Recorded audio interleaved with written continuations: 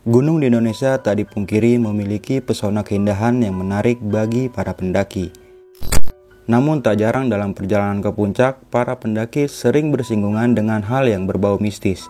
Salah satu gunung yang terkenal akan kemistisannya adalah Gunung Salak.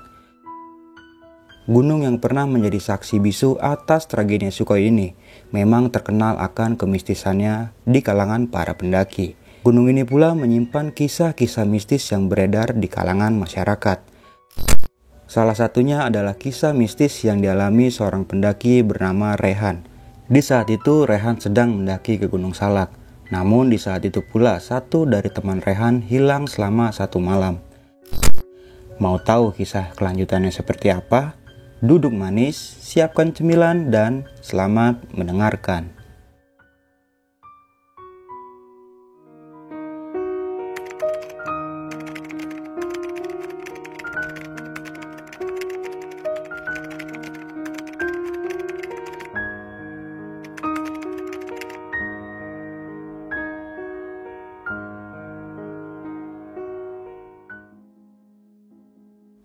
Assalamualaikum warahmatullahi wabarakatuh. Balik lagi di besok pagi. Kali ini bareng gue Bang Mange, pria gemoy tanpa bahan pengawet. Sebelumnya gue sangat berterima kasih banyak buat teman-teman semua yang udah mensupport, menonton dan mendengarkan besok pagi hingga sampai saat ini. Semoga teman-teman semua yang menonton selalu diberikan kesehatan oleh Tuhan Yang Maha Esa nih. Nah, pada kesempatan momen kali ini gue masih menghadirkan narasumber nih. Dan narasumber gue kali ini adalah pendaki asal kota Bekasi. Permisi. Oke, langsung aja deh kita sapa narasumber kita pada malam kali ini. Selamat malam Bang Rehan. Malam Bang Mange. Masya Allah, kan sering dicariin Rehan. Iya, itu sempat viral ya. Lupakan Rehan. Apalagi Rehan. Sempat viral Apa tuh. kabar nih Bang Rehan? Alhamdulillah baik Bang. Sehat Mange. ya Bang ya? Alhamdulillah sehat. Sibukannya lagi apa sekarang nih? Kerja sih kita Masih sekarang. kerja. Masih kerja Oke. sekarang kita. Terakhir kali naik gunung kapan nih? Terakhir kali naik gunung itu udah lama banget. Udah lama banget ya. Udah lama banget. Cuman lagi tuh sempet mau mendaki. Cuman nggak jadi. Oke. Nah ini yang mau diceritain nih Ya, ya. iya. Karena pasti banyak banget ya sebab-sebab kenapa lu nggak bisa jadi mendaki ya. Ya. Dan akhirnya lu memutuskan buat ngecamp nih di Ngecamp. salah satu base camp yang ada di Gunung Salak ya. Lebih tepatnya di air terjun. Di air terjunnya berarti? Nah, di kaki Wah. Gunung Salak.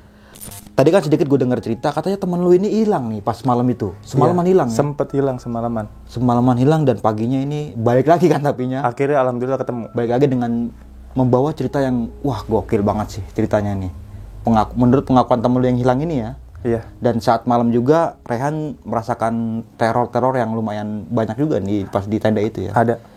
Nah, lu simak video ini sampai habis ya teman-teman semua, karena Bang Rehan ini akan menceritakan kenapa dia dan temannya ini bisa diteror sama makhluk-makhluk yang tak kasat mata seperti itu. Jangan lupa di subscribe, like, comment, and share. Jangan lupa juga kalian nyalakan loncengnya agar teman-teman semua nggak ketinggalan video terbaru dari besok pagi. Dan bagi teman-teman semua yang mempunyai cerita mistis pendakian nih dan pengen berbagi pengalaman pendakiannya di sini, lu bisa langsung aja DM ke Instagram besok pagi yang ada di sini. Mau nggak mau, suka nggak suka, bahwa hal gaib itu ada di sekitar kita. Tanpa berlama-lama lagi, langsung aja kita masuk ke ceritanya.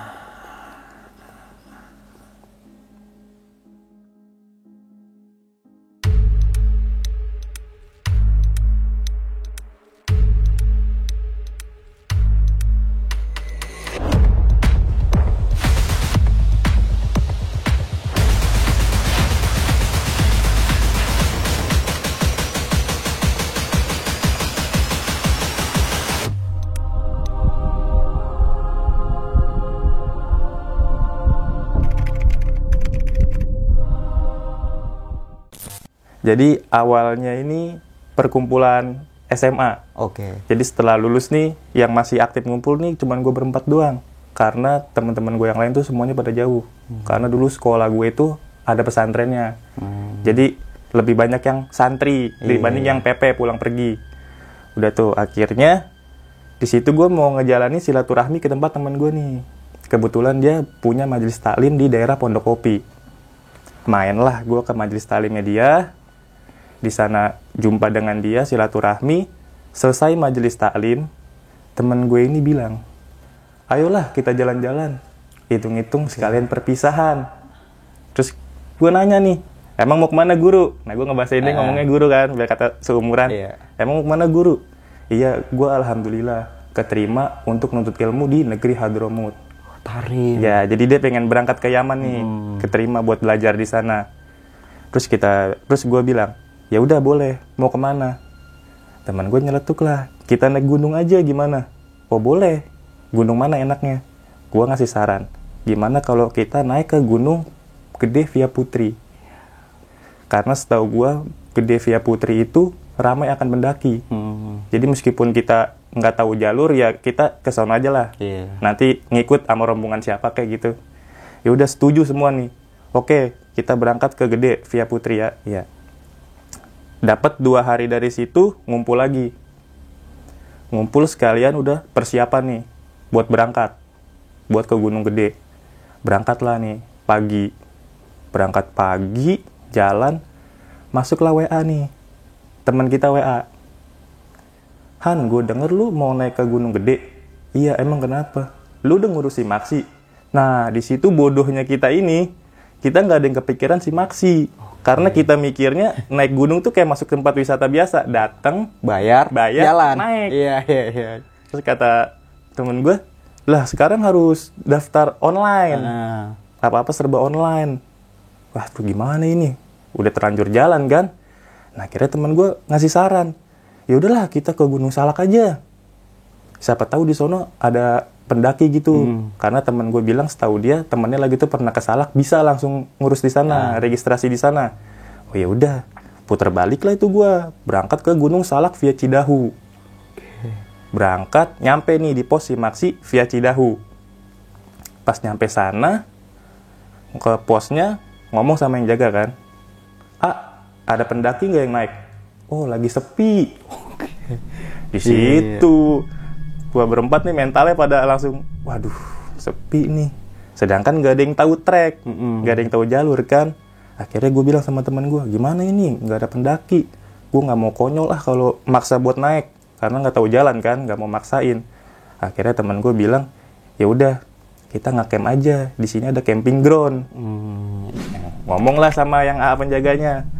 Mau ngecamp aja di sini, nggak jadi buat naik, nggak jadi naik gunung. Oh, boleh kalau mau ngecamp, camping groundnya ada di atas. Dianterin lah sama dia tuh ke camping ground nih.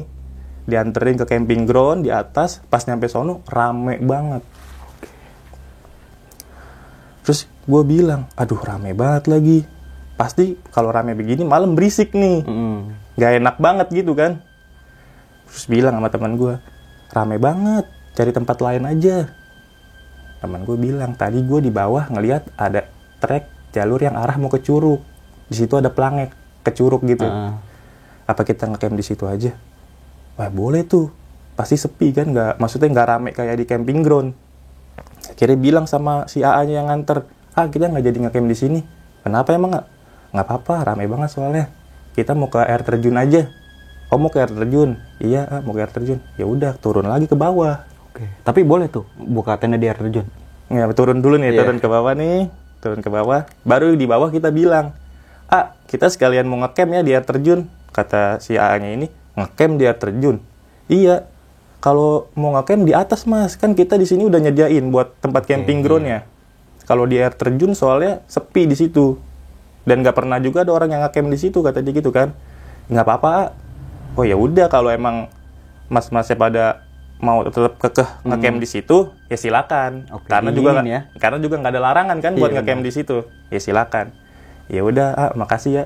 Udah tuh kita jalan. Jadi posisinya itu dari posisi Maksi Cidahu itu dia melipir ke kanan, turun ke bawah. Ada jaraknya 1 kilo lah buat ke air terjun. Nah pas jalan ini, di situ ngeliat tuh ada sarang lebah yang di rumah-rumah lebah gitu kan. Terus temen gue nih bilang nih yang guru ngaji ini, ih ada sarang lebah, ntar lu di bawah sampai air terjun gue ceritain tentang lebah. Asbabun nuzulnya kenapa madu itu bisa manis. Oh iya. Siap. Iya itu pengetahuan tuh ya. Jalan nih, udah nih. Nyampe lah ya di air terjun siang, sekitar jam 2. Masang tenda segala macem, masak, bikin buat makan siang kan. Udah nih jam 2 sampai jam 4 emang bener sepi. Nggak ada orang, nggak ada satupun orang yang ke situ. Yang di camping ground kan rame nih. Nah yang dari camping ground itu pun nggak ada yang main ke curug, bener-bener sepi. Jadi posisinya di situ tenda gue doang bang, dan gue berempat.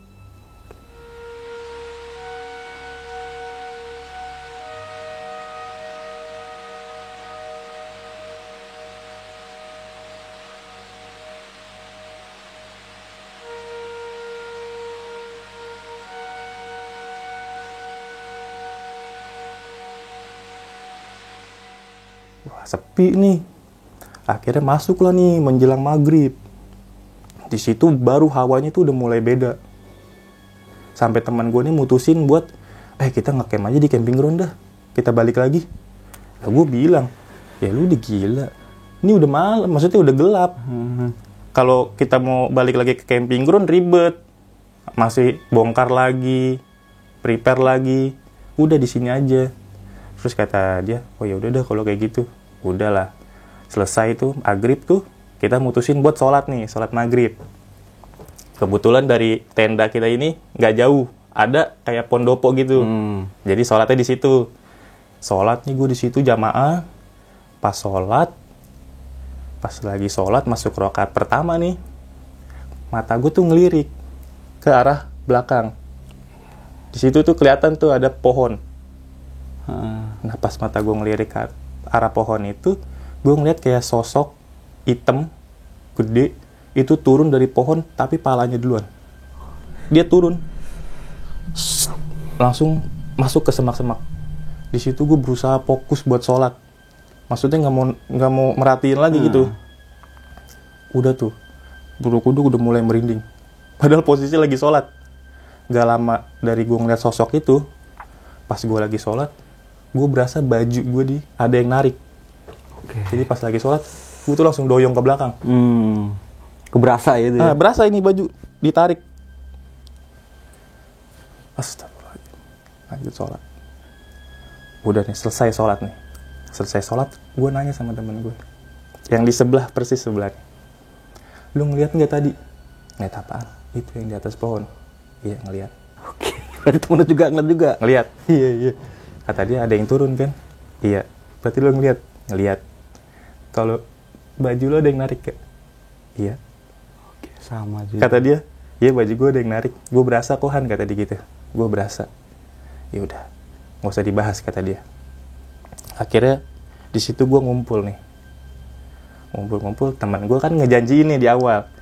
Gue ntar di bawah bakal cerita asbabun nuzul kenapa madu itu bisa manis. Ini sedikit aja nih bang ya, maksudnya yang diceritain sama dia nih, gue sampein nih.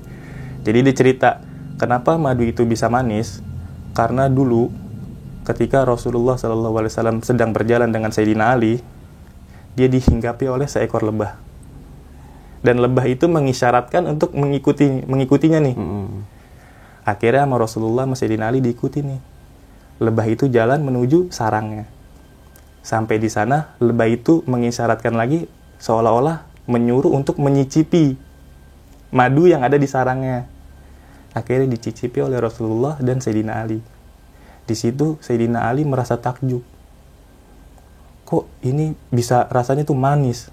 Seraya dia berkata sama si lebah, wahai lebah, kenapa madumu ini bisa manis? Sedangkan kamu itu mengisap saripati yang pahit dan getih. Dengan kuasa Allah, sang lebah ini menjawab, wahai Sayyidina Ali, ketahuilah kenapa maduku ini bisa manis, karena setiap aku mengambil ekstrak dari bunga, aku selalu bersolawat kepada Rasulullah. Akhirnya cerita kan kayak gitu, udah selesai, mutusin buat balik ke tenda. Balik nih ke tenda, masak lah di situ buat makan malam kan, masak, aman tuh. Masuk jam 9 malam, itu mulai suasana tuh nggak kondusif. Posisi gue pada di dalam tenda nih, center ngarah keluar. Seketika di situ pas gue pada ngeliat keluar tuh kayak ada kabut menyelimuti gitu, menyelimuti tenda gue nih.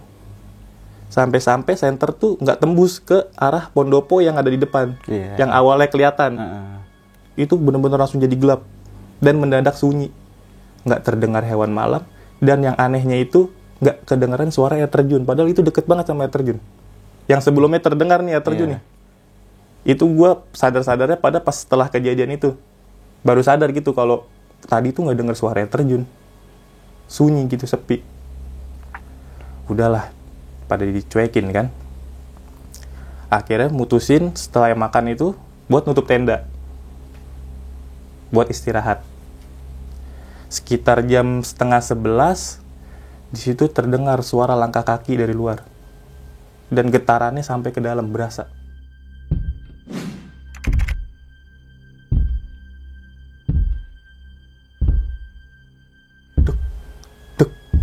Teman gue nanya, suara apa nih tuh? Nggak tahu. Nah di situ dalam pikiran gue ngerinya kan hewan, entah bagas lah atau apa kan. Tapi kalau hewan nggak mungkin, karena suaranya ini langkahnya tuh kencang bang, sampai berasa getar di dalam tenda tuh, deng, dek, dek. Terus kata temanku, udahlah kita tidur, paksain buat tidur. Nggak lama dapat gangguan dari suara langkah itu. Tenda tuh kayak disiramin pakai pasir. Padahal posisinya itu nggak gerimis. Ser tuh berkali-kali. Dan gue mau ngecek keluarnya pun nggak berani. Dan seketika pas dari kejadian pasir dilemparin ke tenda nih, salah satu teman gue ada yang kebelet pengen buang air kecil. Minta ditemenin. Iya. Posisinya gue juga pada iseng nih kan. Gue bilang, lu ada-ada aja lagi kayak begini pakai minta ditemenin buat buang air kecil kan, maksudnya buat kencing. Ya lah tolong nih, gue udah kebelet banget, kata dia gitu kan. Udah gue bilang, dia di botol lain nih, mau kencing di dalam sini. Kagak, kata dia gitu kan. Yaudah kalau pada kamu nganterin, gue sendiri aja. Ya udah, cuman lo liatin ya, kata dia gitu. Gue sendiri, gue ke depan situ ntar. Udah lah, buka lah tenda. Buka tenda, dia kasih senter, dia bawa senter nih. Jalan. Kan posisi keadaannya masih gelap tuh bang. Masih kabut ya? Masih kabut. Jalan. Lama-lama ini orang nggak kelihatan dari senter yang kita senterin dari tenda. Kan dia ngomongnya katanya kan nggak jauh-jauh. Ini orang jalan terus. Ya udah kan kita bilang, mungkin dia lagi ngencingnya di sebelah sanaan kali. Cuman emang nggak kelihatan nama senter. Kita tungguin 15 menit, kok nggak balik-balik. 30 menit, kenapa ini orang? Maksudnya kok nggak balik-balik ini temen gue nih. Udahlah tuh sampai 1 jam. Wah di situ gue mulai panik nih bertiga. Wah gimana ini dia kagak balik-balik. Udah di situ gue mutusin bertiga nih keluar tenda buat mastiin ini dia nih, karena posisinya dia jalan itu ke arah depan, arah ke buat tempat air terjun. Jadi di depan itu ada tangga buat turun ke air terjun. Gue cari bertiga sama temen gue, senter posisi tuh gelap. Senter tuh cuman jarak pandangnya ya cuman berapa meter lah. Paksa cari, nggak ketemu juga. Sampai gue mutusin nekat gitu buat turun ke bawah. Ke air terjunnya? Iya. Gue minta temenin sama teman gue kan. Yaudah, lu temenin gue. 1, tetap standby di tenda. Jadi nggak usah ikut semua. Takutnya dia ntar balik kan. Takutnya dia nanti balik nggak tahu dari mana. Di tenda nggak ada orang. Udah akhirnya gue mutusin nyari nih sama teman gue. Turunlah tuh ke air terjun. Turun. Kok nggak ada? Ini orang kemana? Karena jalur air terjun cuma itu doang buat turun ke air terjun, nggak ada lagi. Akhirnya gue mutusin buat balik lagi naik ke atas. Gue balik lagi naik ke atas, nemuin teman gue yang 1. Dia ternyata masih sendiri di situ. Teman gue ini belum balik. Gue nanya, dia belum balik? Belum, emang nggak ada di bawah? Nggak ada. Lah kemana ini tuh orang? Udahlah, gue mutusin buat masuk tenda nih. Nah teman gue kasih saran lagi. Kalau nggak, kita laporan aja ke bawah. Daripada kita bingung kan. Terus gue bilang, aduh, gue iseng banget maksudnya buat jalan ke bawahnya. Kalau mau lu sendiri dah, gue nunggu tenda. Kata dia, lo konyol namanya gue kalau jalan sendirian. Ya terus gimana? Ya udah kita tungguin lagi. Udah tuh kita tungguin sejam lagi, nggak balik-balik. Akhirnya temen gue nih yang guru ini Dia bilang ke gue, yaudah coba lu duduknya agak majuan. Ini posisi di dalam tenda nih, duduknya agak majuan. Nah, gue majuan nih berdua, dia pindah ke belakang. Bentar, ternyata pas gue nengok dia lagi wiritan nih, baca wirid. Baca wirid. Gak lama dari dia baca wirid ini, tenda gue didatengin sama seekor lebah. Gak tahu itu lebah dari mana. Nemplok di playset luar tuh. Nah, teman gue tuh ngeliat, ih ada lebah itu. Pas gue longok, ya bener ada lebah. Kata temen gue, lebah dari mana ya? Maksudnya cuma 1 ekor doang nih lebah, nempel di playset. Posisi temen gue masih wiritan tuh. Wirid. Terus temen gue bilang, yaudah kita cari lagi. Gue nyari lagi nih bang. Gue keluar. Gue nyari lagi. Ini lebah tuh nggak tahu kenapa pas gue pada keluar bertiga, dia itu ngikutin bang. Tapi muternya itu di antara gue bertiga ini. Ntar pindah ke atas kepala gue. Ntar pindah ke atas kepala temen gue. Ntar pindah lagi. Kayak gitu. Terus dia terbang nih ke area terjun, terus balik lagi. Terus temen gue bilang, coba deh sekali lagi kita ke air terjun. Itu jatuhnya udah mau pagi itu. Lama juga itu dia hilang. Maksudnya nggak ketemu gitu. Akhirnya mutusin buat nyari lagi ke air terjun. Udah kita nyari ke air terjun. Kali ini bertiga nih gue jalan. Nah si lebah ini ngikutin tetap. Muter-muter aja di atas kepala gue. Bertiga tuh. Nah pas gue nyampe air terjun, lebah ini jalan nih. Terbang ke depan. Terus dia berhenti nih di atas batu. Ya udah gue ke situ kan, bertiga nih, pas banget searah kan jalan turun. Pas gue turun, jadi posisinya itu turun tangga, agak nikung, ini ada batu gede. Nah, pas gue nikung tangga, di situ gue kaget. Gue ngeliat teman gue di situ. Posisinya dia nggak sadar. Gue langsung istighfar. Astagfirullahaladzim. Ini dia kenapa? Gue samperin kan, gue tepak-tepak. Belum bangun juga. Ditepak-tepak lagi. Belum bangun. Sampai 3 kali tuh. Akhirnya dia siuman tuh. Sadar. Pas dia sadar, dia kayak orang bingung. Gue di mana ini? Lu di mana?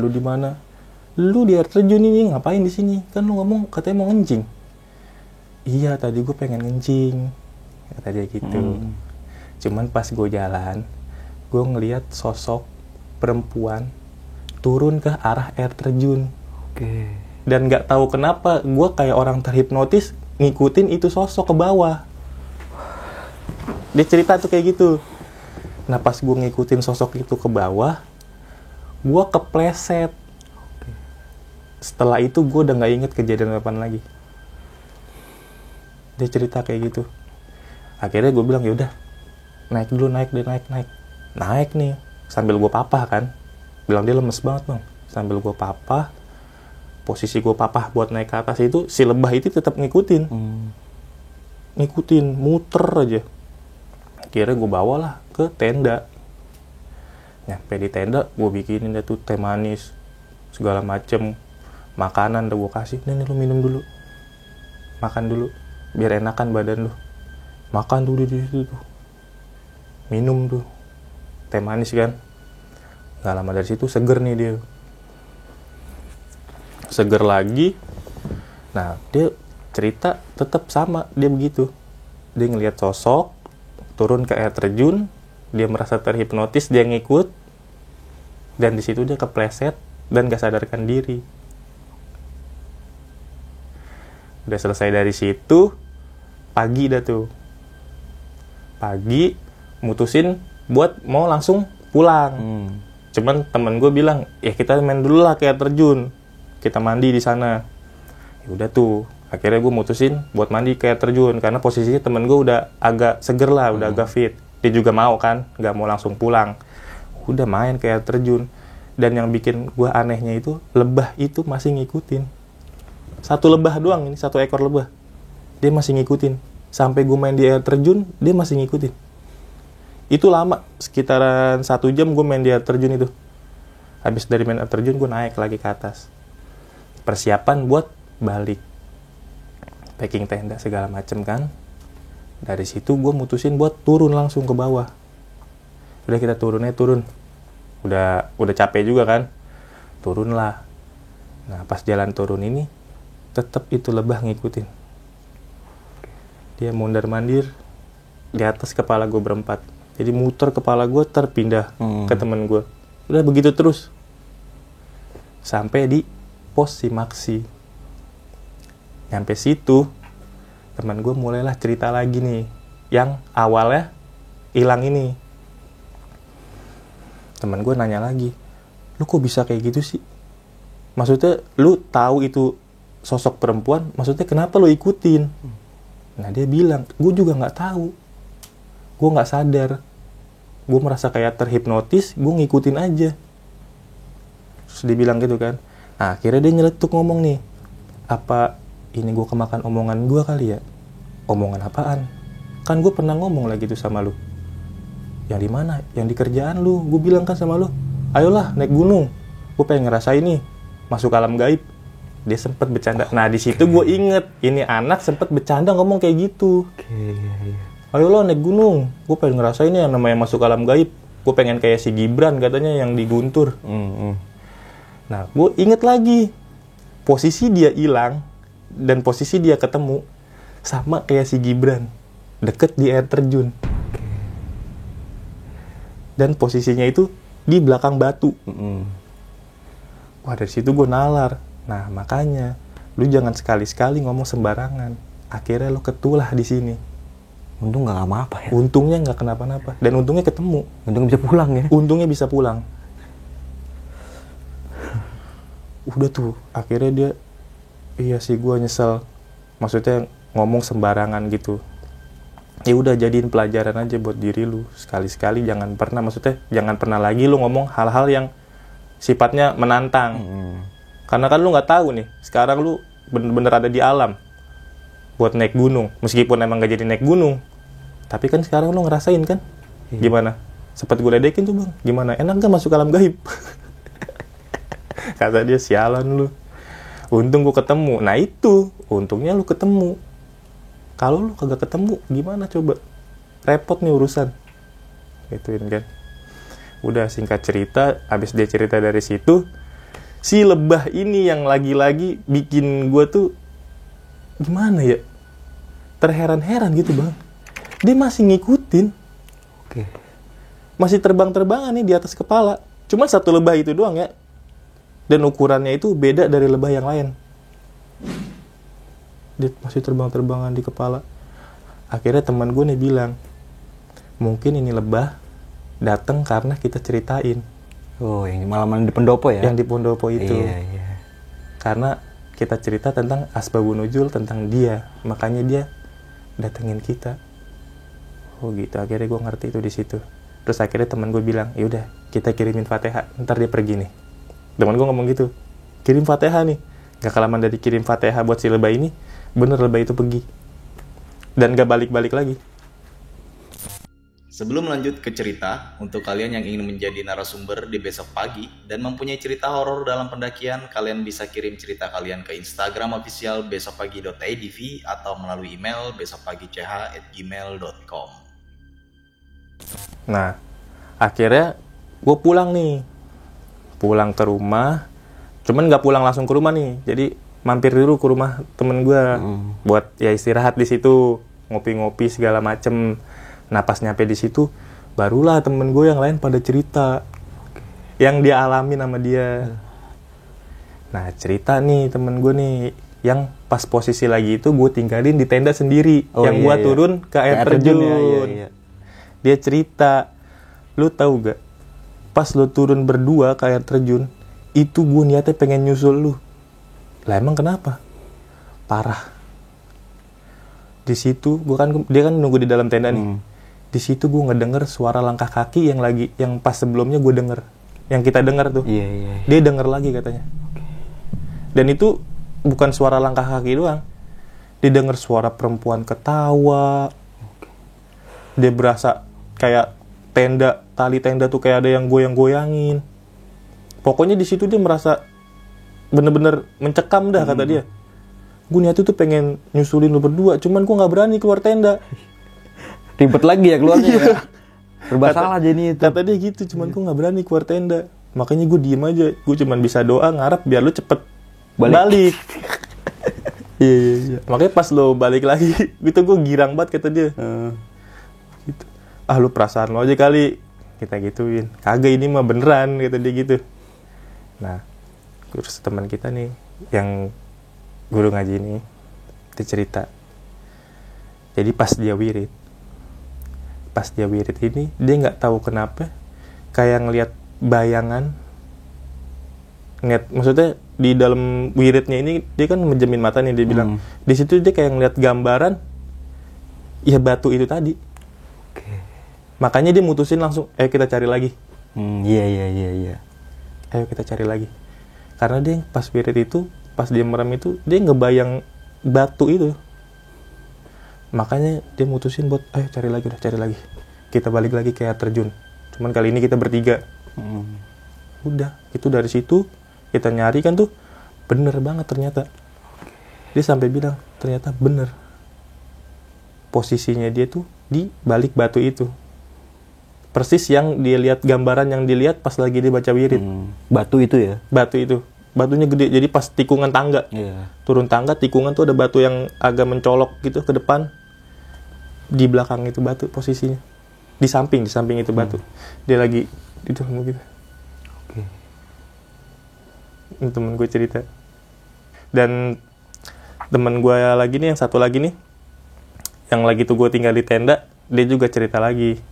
Yang pas kejadian, pas sholat. Kan dia juga ngerasain tuh yang ditarik. Cuman dia juga ngelihat sosok di atas genteng tuh. Jadi posisi pondopo itu depannya juga ada warung. Cuman posisi warungnya tutup.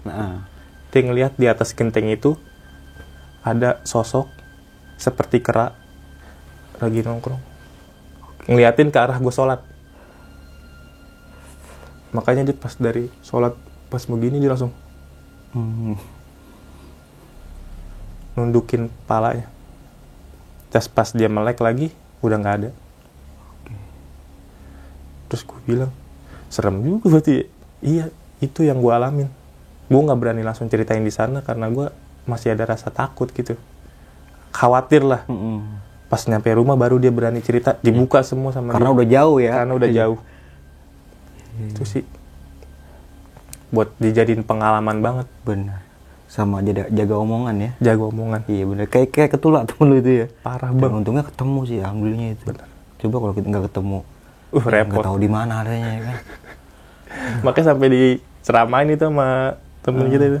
Makanya lain kali jangan ngomong kayak gitu. Iya. Tetap kalau mau kemana-mana sopan santun, adab itu diutamakan katanya. Jadi itu, iya gue minta maaf kata dia.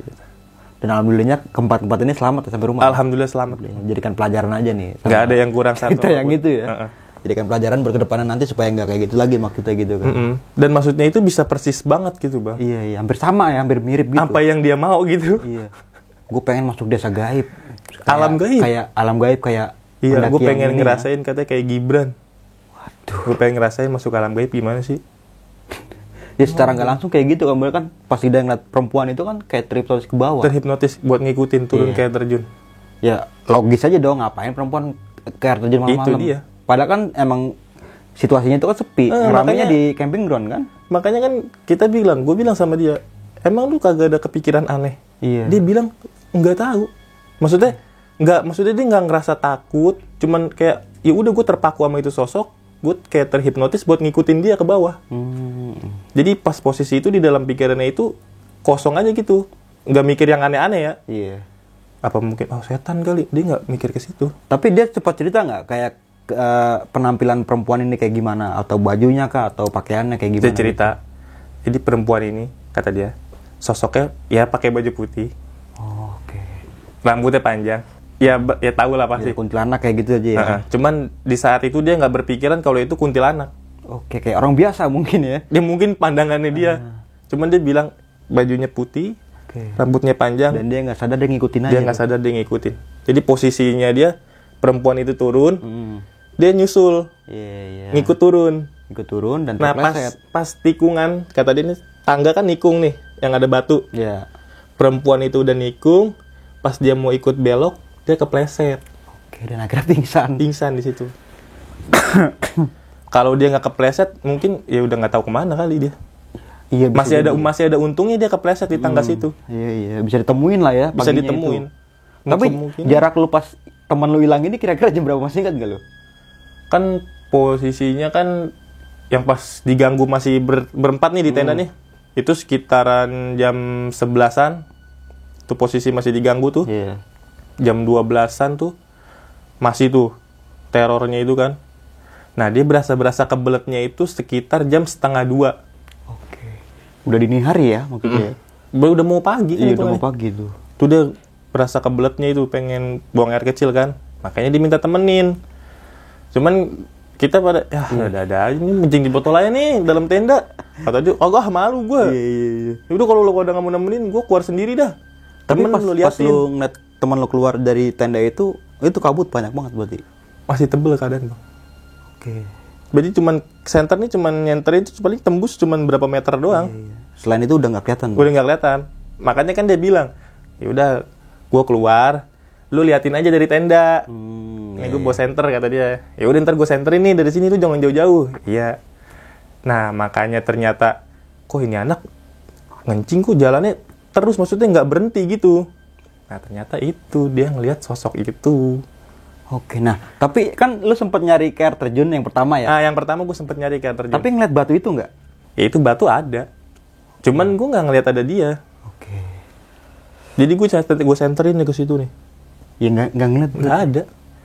Dan yang ada di pikiran gue, ngapain ini orang, maksudnya masa iya dia turun ke air terjun, posisi keadaan sendiri, Malam lagi ya? Malam. Udah main pagi lah. kencing aja dia tadi minta ditemenin, masa iya dia berani-beranian ke air terjun. Akhirnya ya udah kan mutusin buat balik lagi naik, karena nggak mungkin lah dia ada di situ kan. Nah makanya pas dicari lagi ke situ tiba-tiba ada, nah di situ Kayak ngerasa ada keanehan lah ya. udah aneh banget. Aduh, itu namanya curug apa namanya? Aduh kita lupa, pokoknya dari pos Cidahu deh itu. Pos Cidahu naik, Iya. melipir ke kanan, turun itu adalah jaraknya 1 kilo buat ke air terjun situ. Berarti itu sebelum camping ground adanya ya? Agak turun dia? Ya sebelum camping kan posisinya di atas. Iya. Naik Dia lagi di ke bawahnya atas. berarti Dia kan? di bawahnya. Nah, untungnya sih yang menurut yang menjadikan lu pelajaran ini kan lu minim pengetahuan tentang gunung ya. Iya. Yang gue salutin sama lu nggak nekat sih. Iya karena gue mikirnya gue nggak mau ngambil resiko bang. Iya ini Satu, sisi positifnya ini keren Iya. nih gue akuin. gue berpikir teman gue ini satu mau berangkat. Iya Gue jangan sampai nyari penyakit. benar. Karena kalau gue maksa buat naik, kan pasti takutnya kejadian kenapa-napanya kan lebih banyak lah. lebih ya. besar lah. Lebih Karena besar gitu. di antara gue berempat ini nggak ada yang tahu jalur. Iya.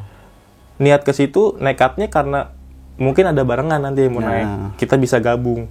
Ternyata pendakian sepi, nggak ada pendaki yang naik.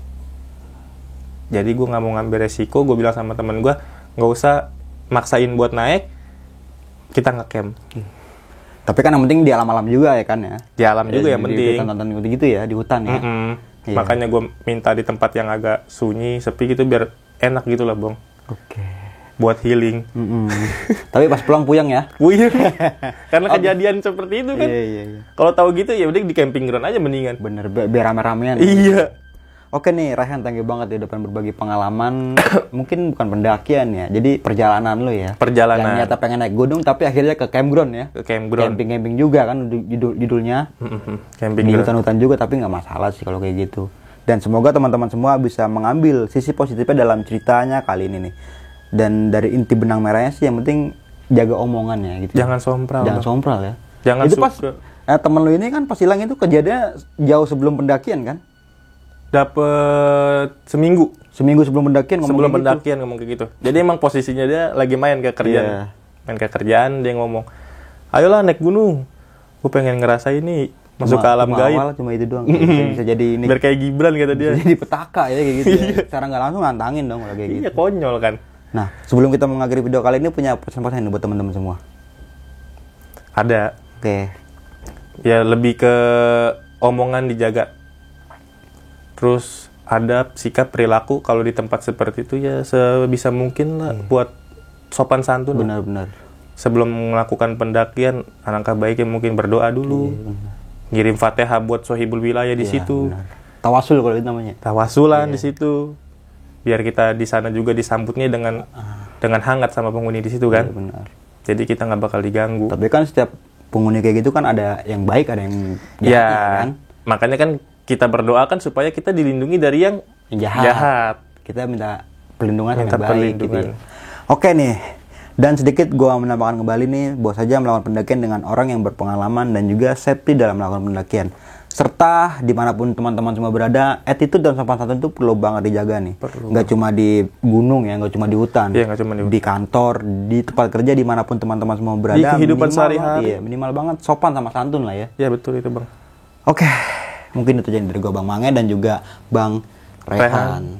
Dicariin Rehan. Udah ketemu ya? Udah ketemu. Udah ketemu ya, alhamdulillah ya. Gua pamit undur diri, sampai jumpa di video selanjutnya. Assalamualaikum warahmatullahi wabarakatuh. Waalaikumsalam warahmatullahi wabarakatuh.